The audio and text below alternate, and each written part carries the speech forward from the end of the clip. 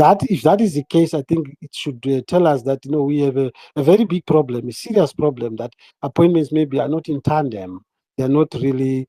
It's not. There are people who don't really envy to see the economy going forward. Right. If any one of my questions is not direct, I'm free to clarify. And the question directed to Matinyarari, let's take it positively. It's not I'm not jealousy. It's not to bruise him, but let's take it positively if you can. Thank you. Right. Okay. Arutendo is not on thingy on the hot seat, but since he's here, I'll allow him to respond to what you're asking, and that is only if he wants to respond to that. I don't know, Rutendo. Do you want to respond to what Signora has been asking? Yes. Let me respond, because it's a question that many people have. Right. The question was, do I work for intelligence? Am I an intelligence consultant? No, I'm not. And one of the things that happened is this arbitrary decision making we're talking about has caused people who do not have government positions to vet and to sign agreements with people to work and make them sign secrecy clauses and secrecy agreements. Mhm. So, because of that arbitrariness, I was invited to work with certain people who are in the system, who are forming part and parcel of this parallel cabinet, and they never made me sign anything. They never made me take any oath.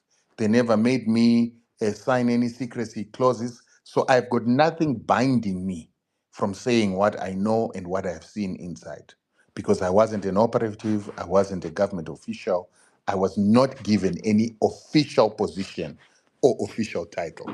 So this gives me discretion to speak about what I feel like exposing for the good of the nation, what I feel like exposing to expose impropriety, and also to expose what I believe is abuse of power and a cartelism that could be happening from inside. He also said sometimes the president doesn't know what is happening, and therefore speaking or getting access to the president, and maybe Rutendo can help us to get access. First of all, I can't help you to get access because I was working with gatekeepers. The president deliberately put an insulation between himself and myself by putting a man in the middle who happened to be an advisor to the president.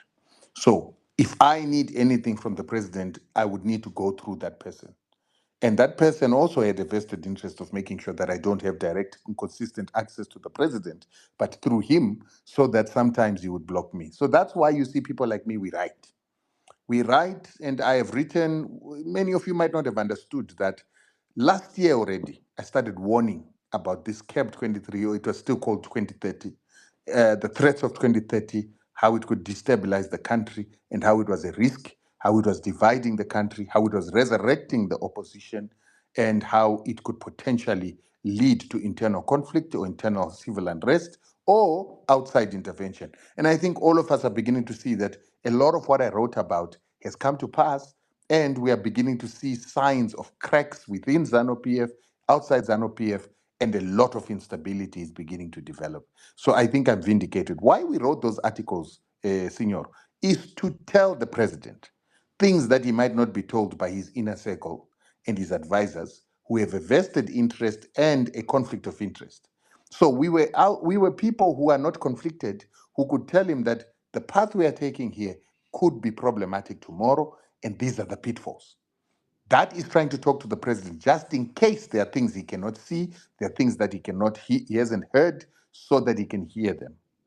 And so if the president didn't take heed, if the president didn't change course, if the president didn't take precautions, then the assumption is he knows what is going on in his part and parcel of what is going on.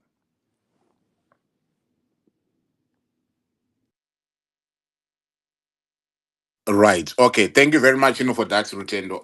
Let So, me. a quick question: do you agree that a president, he needs to be smart? And that being said, maybe anybody here can understand how delicate it's been. Every minute there is a call. Mwana amwira mu swimming pool yarwara ibedi de yaningi.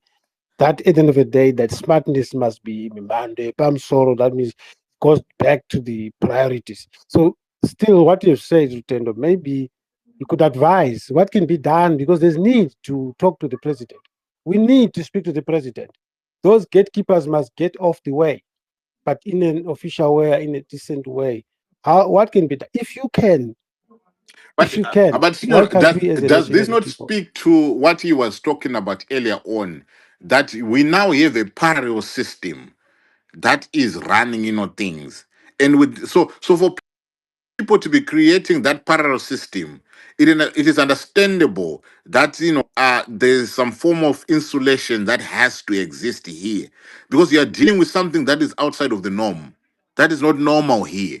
And I think it also goes on to what Geza used to tell us, to say that Mnangagwa is no longer making decisions. There are a group of people who are surrounding him or making, these, decisions, etc, etc, etc. And it speaks to a captured, president. So, getting to that president when you know that he is insulating himself, or, by choice or by design, and then the people that are acting as go-betweens, they are making sure, Kutizo, that right there remains, that remains, the thing. It's kind of difficult when we say, Kuti, we want to have a direct access to that president. And I want to believe, Kuti, what Rutendo has been speaking about in terms of writing, in terms of putting information into the public domain, that information surely, some way or the other, it will get, to the president. You understand?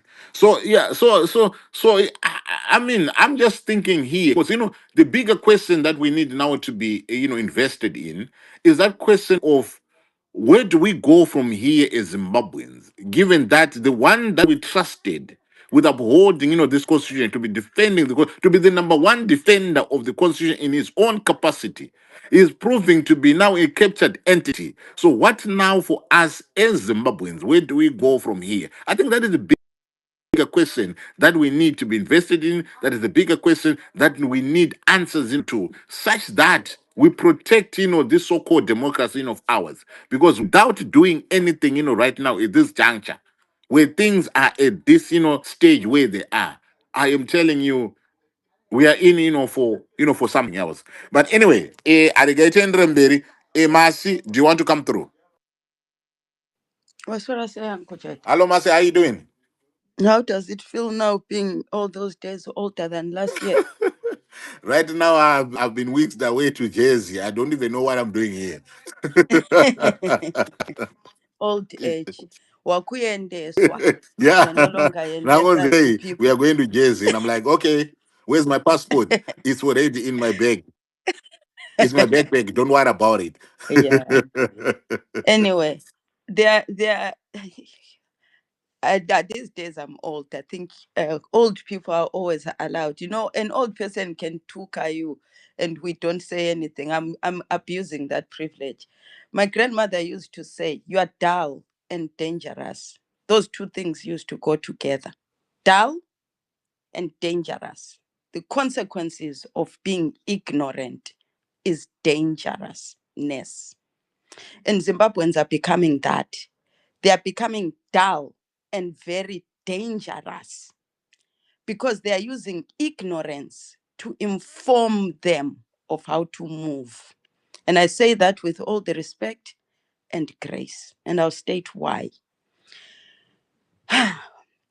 We used to do, and this is a very important lesson and game that should be taught to all kids from Kumba between 0 and 6, from 6 to primary, and we should take this game all the way to university. It's the stupidest game.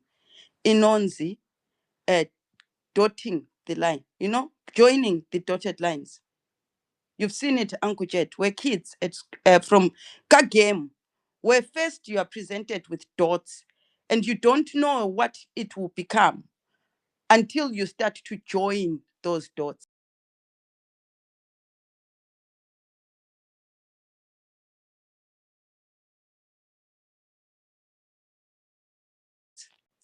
Now, over time, some kids learn, After they join 2 or 3 dots, they've already figured out. You already know which kids have abstract thought.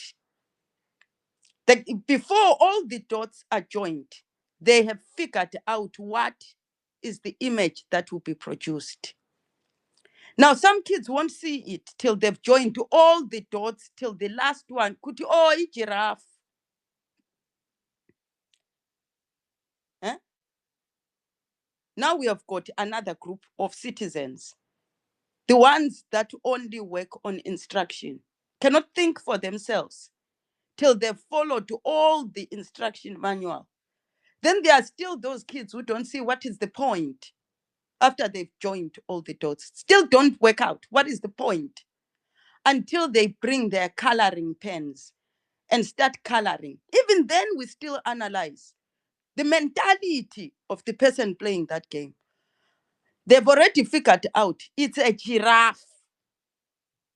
They've got a color palette of all the what? The crayons. And then you see another kid painting a rainbow on a giraffe. Then there's another kid who has actually seen a proper giraffe and uses the correct colors of a giraffe.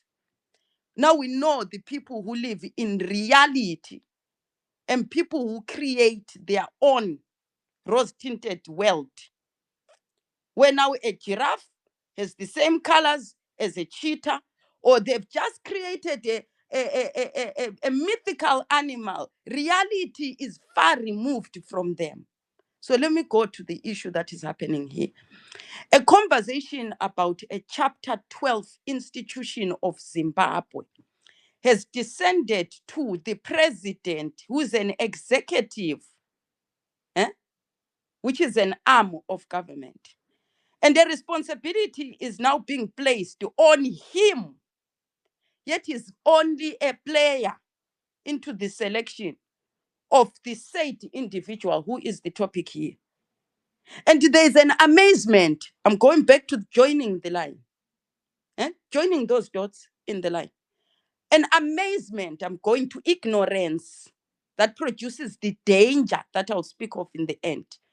A shock horror of what must come together to create this Chapter 12 institution. Pritchard was already going on the line.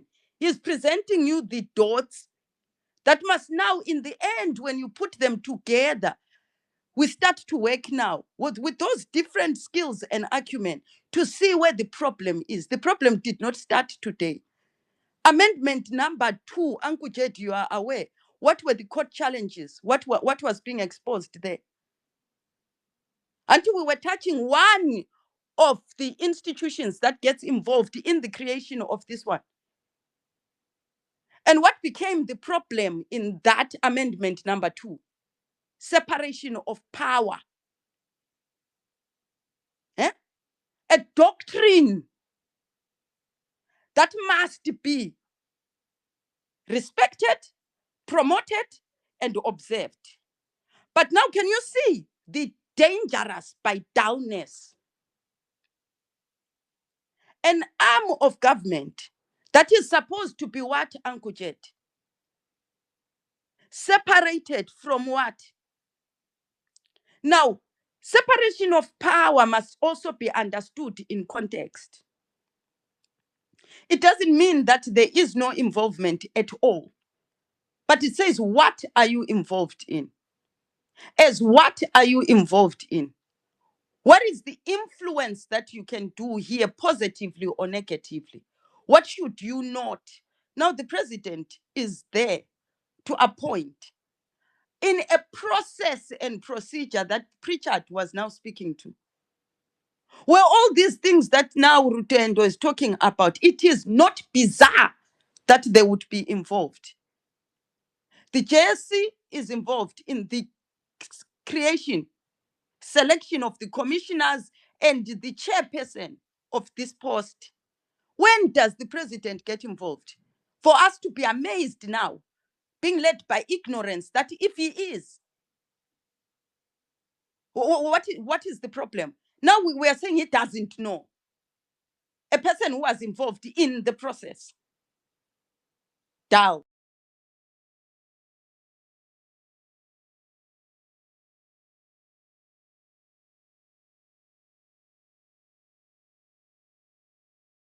and dangerous.